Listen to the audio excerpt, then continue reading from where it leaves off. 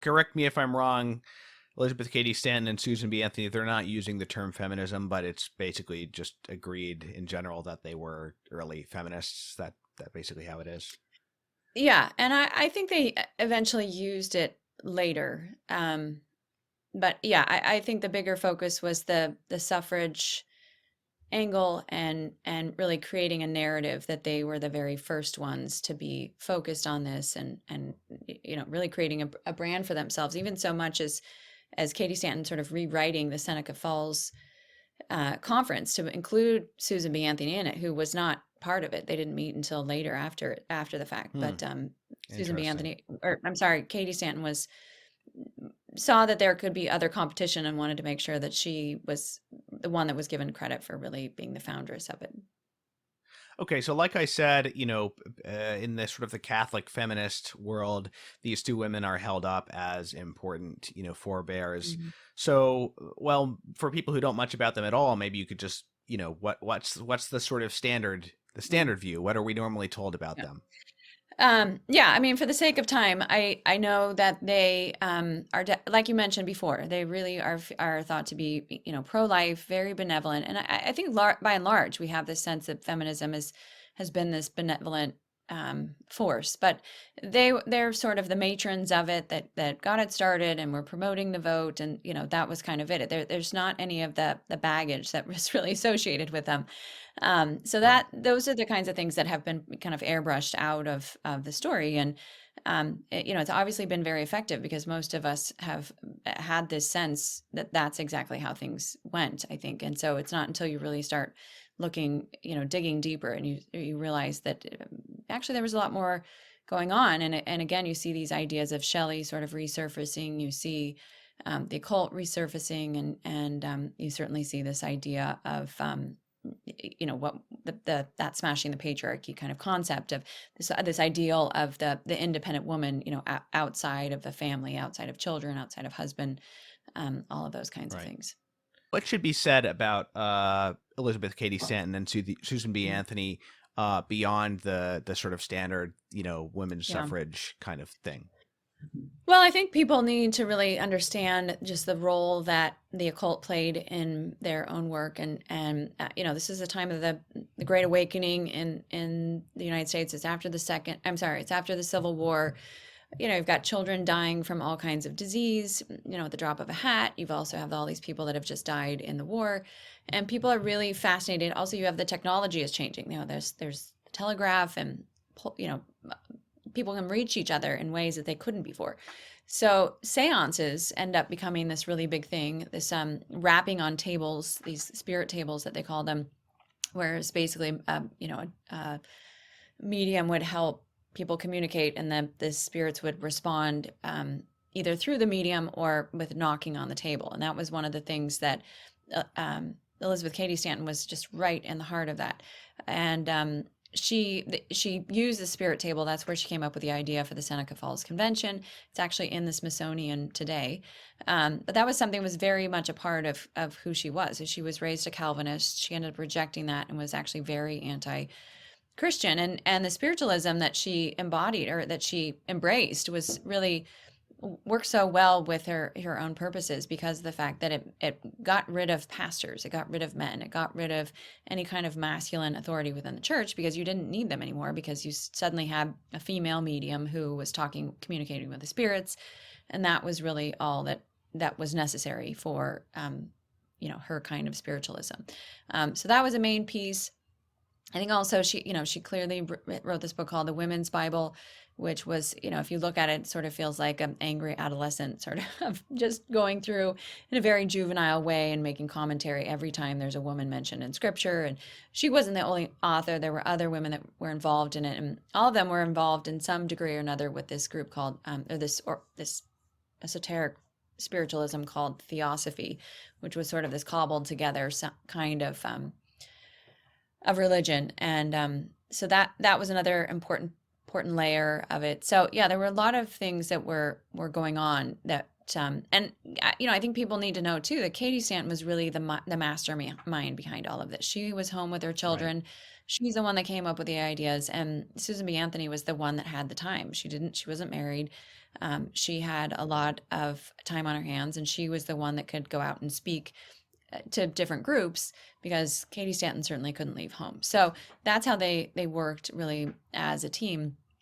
But we know much less about Susan B. Anthony because I guess one of her biographers burned for like over 4 days all of her papers, all of her letters. Right. So biographers have been piecing together letters that she wrote that are in the possession of other people, like Elizabeth Cady Stanton's Right. letters from Susan B. Anthony. But we don't have a lot of that. And there was, all kinds of intimation that that she was a lesbian. I never found anybody say it outright, but there was a lot of intimation. There was one biographer that said that she had the warmth of her relationships with women that she that most women had with men. So again, I don't know. I didn't put that in the book, but that was sort of what was implied Right. in various ways throughout it. So anyway, these were women who finally, they and there's also, of course, a lot of racism. I mean, fundamentally, Elizabeth Cady Stanton was upset that men that were minorities were going to got the vote before she did. So that's sort of in their work. And then later on, they get embroiled in this huge scandal that I explain in the book and is way too detailed to go into here. But they align themselves with this woman named Victoria Woodhull, who was a medium and very wealthy, very influential, very much a free love advocate. Because they thought they weren't getting enough attention. So they're like, why don't we have her come speak? And nobody will ignore us if Right. we have Victoria Woodhull come speak. And so they did. And, it was just this huge scandal because she just voiced her opinions about free love and, all of it. So anyway, it And was these Victoria kinds of Woodhull, she things. was the first female candidate for president, wasn't she? Yeah. That's Yeah. the very one. Exactly. So Yeah. Mrs. Satan is what the press had named her actually at that point. But and actually Right. Gloria Steinem, I think, had a picture of her, or maybe something It autographed was from it her. I was can't like remember the a handwritten letter by her with her That's it. signature That's or it. Yeah, something. in Yeah. her office at Ms. Magazine. Um Yeah. so Um all of these things led to the point though where Elizabeth Cady Stanton actually got thrown out of her own organization because there was so much scandal associated with her. And I don't think people realize that. Like the suffrage movement was delayed literally for like 30 years because of the scandals that were created and because of all this infighting among the women. And anyway, it was really a disaster. And those are, again, also yeah. pieces that are, don't normally make it into the history books.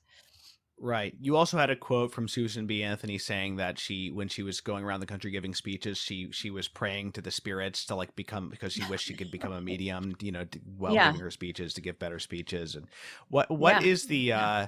what is the Seneca Falls Conference and the Declaration of Sentiments? Okay, so that's the key piece. I mean, it's become very iconic in the feminist movement as sort of the, the Magna Carta, if you will, of the movement. She had this idea with some other women of doing a conference, and so she sat down at her spirit table and came up with this idea of, let's make a document. Ended up being sort of a mimicry of the Declaration of Independence. So she starts off with the intro of the Declaration of Independence and sort of adds her own, adds women into it and whatnot. And then she goes on and makes these requests. Curiously, she apparently was not the one that came up with the requests that women would make, because she was a upper class woman. She didn't know what women should be asking for necessarily, other than the vote. And so they came up with this whole list with the help of several men who were present. And it's some fundamental things like asking for the vote and asking for wages and asking for custody of children, some things that objectively needed to be rectified. If you start reading about how poorly women were treated if they tried to divorce a husband, and what happened to their children, and all of that was obviously very nightmarish. But that was really what became kind of the footprint of the movie. I'm sorry, of the movement, and what kicked it off as an official movement, and even today is honored as kind of this sacred space. Curiously, I just found out recently that Father Baker, who built the Our Lady of Victory chapel or church, it's a huge church in Buffalo, New York. He also had an orphanage. He had, it's just this amazing spiritual force in the area. He had a home for unwed women. He discovered the biggest gas well that a resource that they are still using actually to this day, that he heated the whole organization through his discovery of this gas well. And anyway, he actually wanted to rename Seneca Falls Our Lady of Victory. So it's pretty Hmm. interesting that he knew at that point that there was, Seneca Falls was probably would have been better off if it had been renamed, because then it would be Our Lady of Victory would be the the heart of the movement. But anyway, I Is that there was just an interesting aside I just discovered.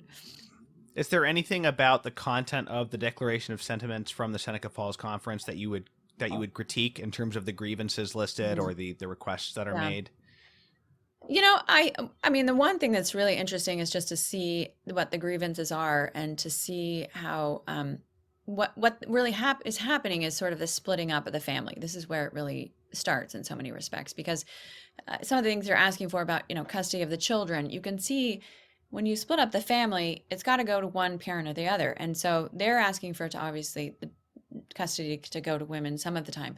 But now you see, 150 years out, it's the exact opposite, that women are the ones that always get custody of the children, even when it doesn't even, that's sort of the benefit of the doubt goes to the woman. So you can see when, with this breaking up of the family unit, I think this is something that Hmm. gets lost in all of it, because we sort of started thinking about women as these independent women, and so they're not connected to husbands and children anymore. But then the pendulum is going to swing the other direction. So and obviously you could attach that to what happens with an abortion. Man obviously has no say in an abortion, very little say, except if a woman actually Hmm. does have a child and she doesn't want him involved in her life, he still has to pay child support, all of these kinds of things. So it's interesting to see kind of this mess that's created when you abandon the family, because somewhere people are going to be shortchanged. And of course, we know too that the child is usually the one that is shortchanged the most. But yeah, I think that Right. that's sort of the most radical piece, is this element of um, trying to break up something that we see is so absolutely, like, vital, because of just the dynamics that human nature has created between man and woman, and child rearing and all of it.